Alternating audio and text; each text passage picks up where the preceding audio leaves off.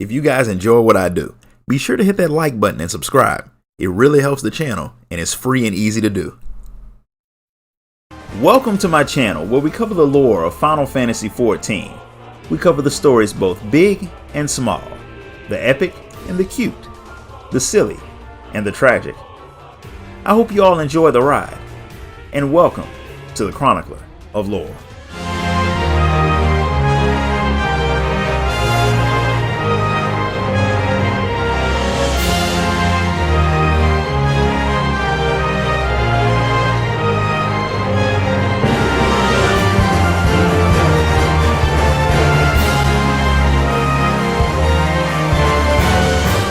After the traumatizing experience of dealing with the first part of Omega's test, the Warrior of Light, Cid, Nero, and Alpha, who unlike Omega's other creations, seems perfectly fine being out in the real world, all head back to Rhalgr's Reach to let Jessie know what happened. She's extremely grateful for how much you've helped the Ironworks with their Omega investigation. And I'm gonna be honest, the more she talks, the easier it is to see that Jessie is the true owner of the Ironworks, which makes sense since Cid likes to dive headfirst into danger.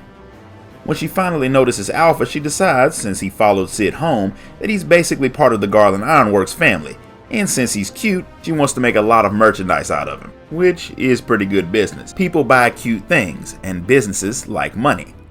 Cid thinks it's a bit rude to talk that way about a guest, but that's why Jessie runs things, because he'll miss out on opportunities over little things like respect and manners.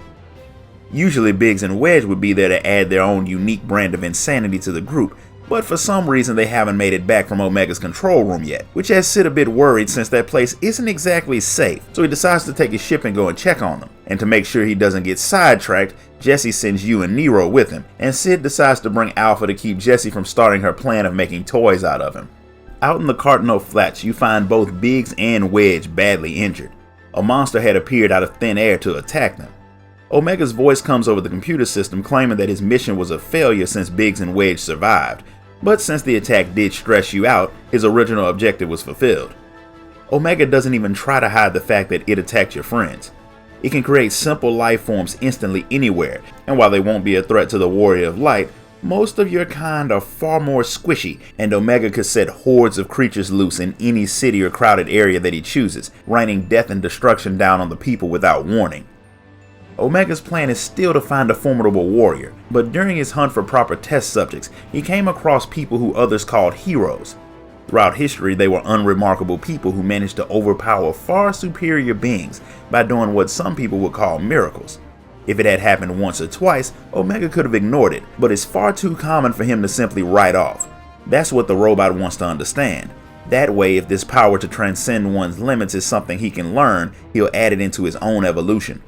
That's the main reason why he brought you to his realm. Because you were able to overcome the first trials, that makes you fit to stay on as his test subject. It's not like he's giving you a choice. If you quit, he'll wipe out the mortals. I don't think Omega would be able to kill everyone, but there's no doubt the death toll would be massive before it could be stopped. So you have no choice but to participate. But first you have to get Biggs and Wedge some medical attention. Cid and Nero take your injured friends to the Conjurer's Guild to get patched up, while you head back to Rhalgr's Reach to let Jessie know what happened. She's obviously worried, but she calms down a bit when Cid shows up and lets her know that they'll live. It'll be a while before the Conjurers let them go, but they'll be okay. Cid blames himself for ever activating Omega, but he didn't exactly have a choice since you all needed something to fight Shinryu. But with Omega threatening to kill everyone, it's not like the situation is any better. Nero actually fusses at Cid for blaming himself like he's some type of hero who has to carry the weight of the world on his shoulders. He's a scientist, not a fighter, and protecting people is someone else's job. He's the person who makes the discoveries that makes the lives of the people heroes protect better. But ever since his dad caused the destruction of Bajra, he started trying to be more conservative, which limited his creative juices. Nero wants him to knock it off, because when he's not doubting himself, Cid tends to do the impossible, which is a serious compliment coming from Nero. Whether Nero's pep talk worked or not remains to be seen. Regardless, since the stasis field can't be reactivated, you have to go through Omega's trials. And that means you could be fighting anything Omega comes up with. So all that's left is to wait for the all-powerful Murderbot to summon you.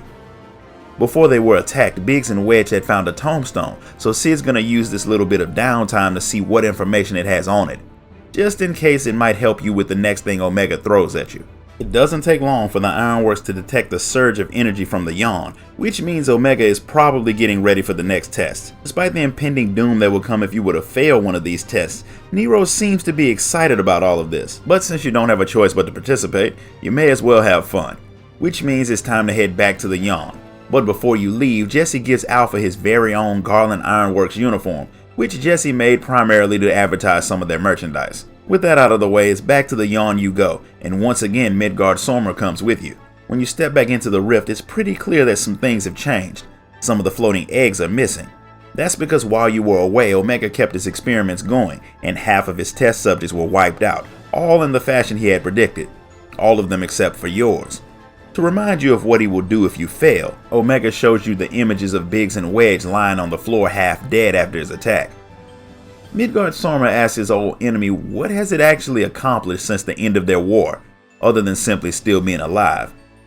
The robot can't even remember where his home planet is, but that doesn't take away from his objective to fight and evolve, and that means he needs to see what you're capable of. So once again, Alpha Group has to fight their way through to Omega's next testing site, and Alpha plans on helping you this time. Of course, this test is far more difficult than the first one, but Alpha proves to be more useful than you expected, and Nero has upgraded his Garlean armor. He summons the armor like Iron Man, and his weapon is Mjolnir, so he's literally an Avenger who helps you take down Omega's version of Emperor Zand. Nero's armor was cool, but Sid's more curious about the cool magic that Alpha used. While it looks cute, Alpha was made for combat, so the little chocobo can fight. After seeing what you can do, Omega labels you as inferior test subjects, and he even sees Midgard-Sormer as weak, but since the dragon is far weaker than he was in life, that makes sense. He had given his life to Heidelin when he had brought his children to her world, so she could summon him whenever he was needed. Omega had chased Midgard-Sormer when he had fled the Dragon Star, but when he had made it to your world, he couldn't find the dragon, so it had started working on repairing itself while it looked for something else to fight. That still doesn't tell Omega why the dragon is helping the mortals. Omega and his people caused the destruction of Midgard-Sormer's home, which makes the dragon hate to even look at the robot, so he helps you so that you can destroy Omega.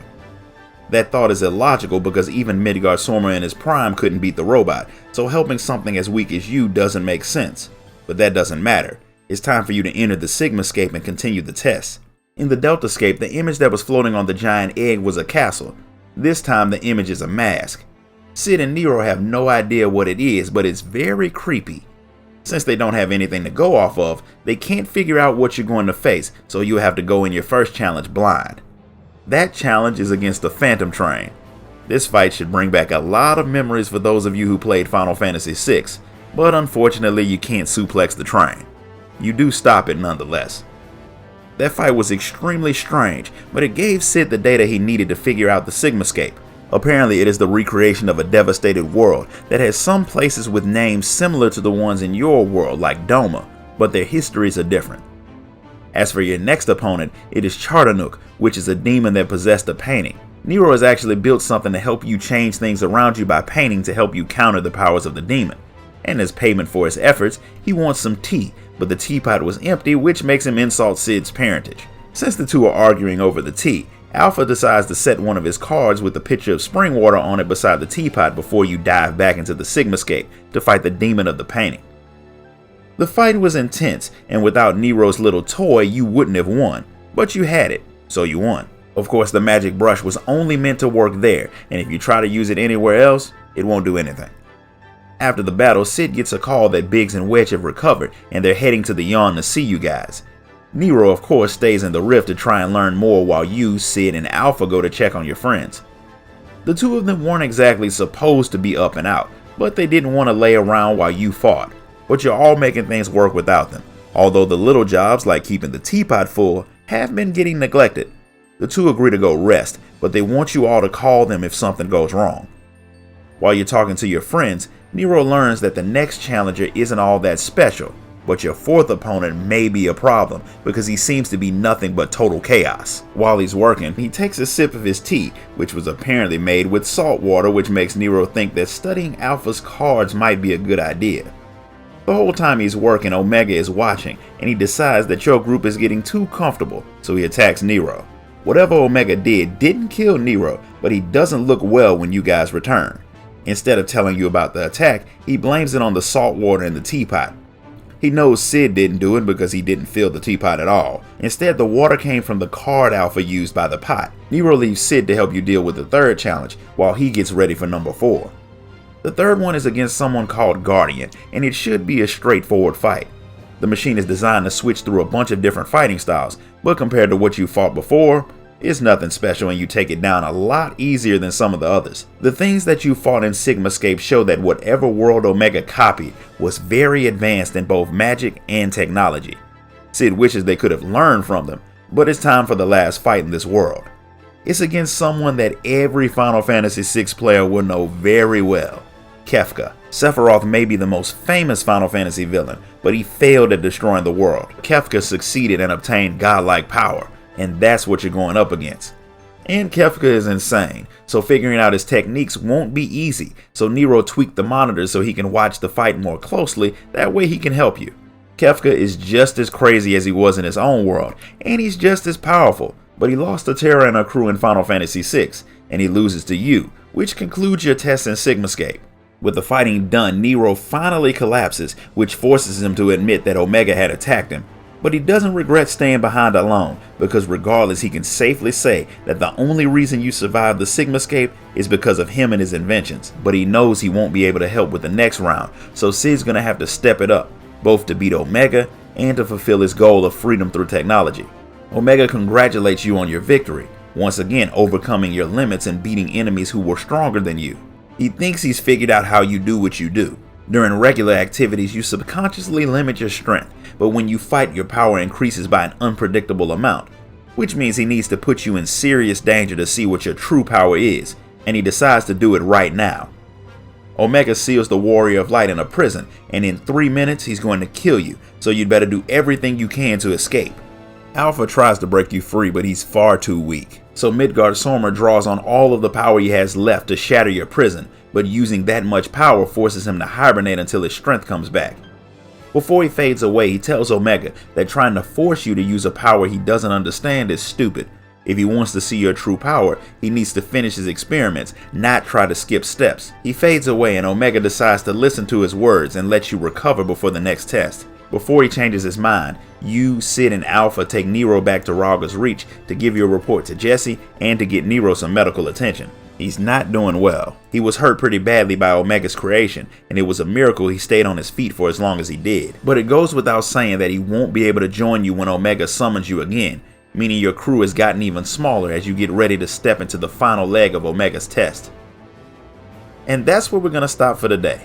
If you enjoyed this video, do the YouTube stuff. Hit the like button, subscribe, ding that notification bell, join the Discord, and if you really want to support, sign up to become a member of the channel.